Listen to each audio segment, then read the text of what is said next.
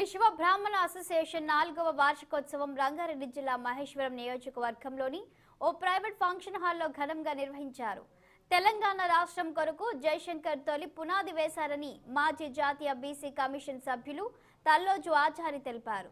తెలంగాణ రాష్ట్రంలో తొలి అమరుడు శ్రీకాంతాచారి అని ఈ సందర్భంగా గుర్తు చేశారు. కేసీఆర్ ప్రభుత్వం విశ్వ బ్రాహ్మణులను చిన్నచూపు చూస్తుందని విమర్శించారు. అర్హులైన విశ్వ బ్రాహ్మణులకు 50 ఏళ్లకే పింఛన్లు, డబుల్ బెడ్రూమ్ బిల్లు, బీసీ కోటాల లోన్లు అందజేయాలని వారు డిమాండ్ చేశారు.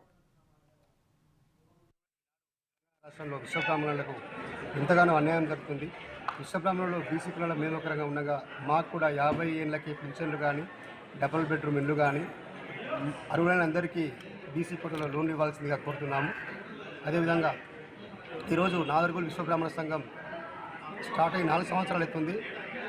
దాదాపు 50 లక్షల వరకు ఇక్కడ చిట్టిగా అమౌంట్ ఏర్పడ్డాయి, పొదుపు చేయడం జరిగింది. అదే అమౌంట్ను మళ్ళీ 30,000 రూపాయలుగా అది ఎంతమందికి వస్తే అంతమందికి లాటరీ ద్వారా ఇవ్వడం జరుగుతుంది. మరియు ఈ సంఘంలో సభ్యులు ఎవరు చనిపోయినా కానీ వారికి 10,000 రూపాయలు సహాయం చేయబడుతుంది.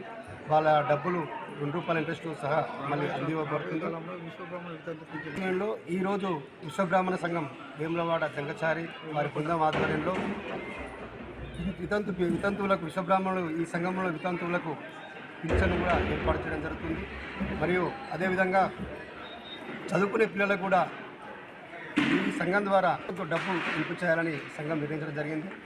ఈ సంఘానికి నాగరిక సంఘానికి వారి సభ్య బృందానికి మొత్తం మేము ఎల్లప్పుడూ మా సహకారం ఉంటుందని